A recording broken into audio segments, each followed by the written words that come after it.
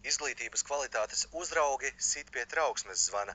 Riebiņu vidusskolā iespējams ilgstoši tiek izšķērdēts valsts finansējums.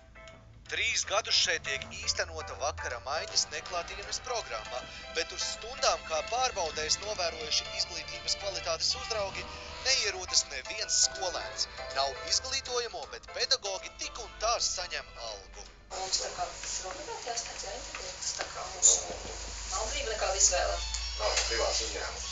Nē, varbūt tā situācija tobrīd arī bija kaut kāda veida sagadīšanās, jo tas bija tas laiks, kad bija arī augstumi un ar apmeklētību visā Latvijā. Bija tobrīd problēmas arī citās programmās un citās izglītības iestādēs.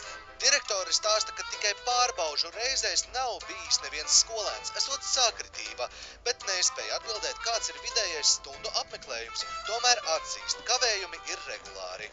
Kaut kurā brīdī arī, no mūsu puses bija jābūt lielākai uzstājībai vai teiksim, ja, vai vēl stingrākai komunikācijai, jo principā šiem skolēniem galvenais mērķis ir, teiksim, darba vajadzībām ir iegūt dokumentu, un attiecīgi varbūt arī dažreiz viņus, netik ļoti interesē varbūt tas zināšanu līmenis, ja, un tā kvalitāte. Konstatēts, ka nav fiksēti ilgstošie kavējumi klašu žurnālos un datubāzē. Iespējams tādējādi radīts iespējas, ka viss ir kārtībā, lai nezaudētu finansējumu.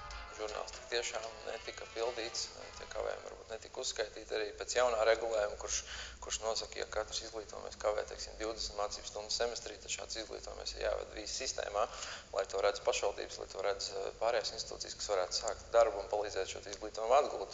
Mums tas, protams, pamatots šaubas radīja, ka līdz ar to, tad par ko saņem pedagoga algu, ja netiek mācību stundas novadītas. Paši izglītojamie ir, teiksim, arī apmierināti ar to, ko mēs darījām. Bija kļūdas pieļautas, tad labojam. Ja nenāk uz skolu un saņem atestātu, es domāju, daudz no tām.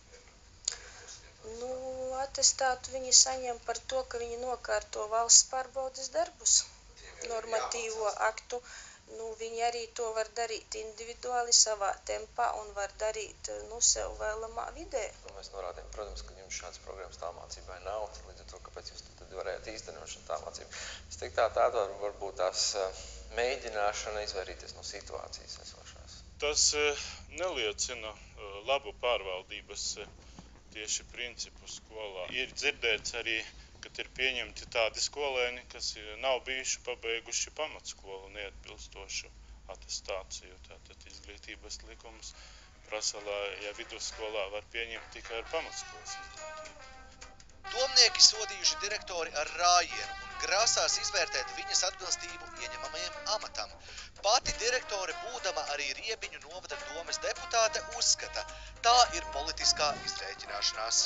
Es nesaku, ka es esmu pūkaina un velta, bet vai tad jebkuram taču ir, jūs domājat, domē vai kādam nav kaut kādas kļūdas vai jebkuram. Pārkāpumu vēsture datējama ar 2014. gadu, kad tika īstenotas neakreditētas mācību programmas. Bija akreditācijas noteikuma pārkāpšana un valsts atzīta dokumentu izsniegšanas pārkāpšana. Tad tas secīgums, protams, pastāvēja, ņemot vērā, ka nav akreditācija, protams, dokumentus mēs nevaram izsniegt. 15. gadā jau mēs fiksējām problēmas ar dažādiem uzņemšanas dokumentiem.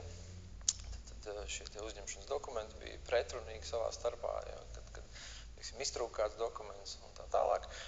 No ko mēs tādu nedarījām, ka vajag droši no malas ir labāk redzēt. Esmu atskaitījusies un attiecīgi arī sodu saņēmusi un apzinos, protams, un uzņemos pilnīgu atbildību par šīm un pārējām lietām.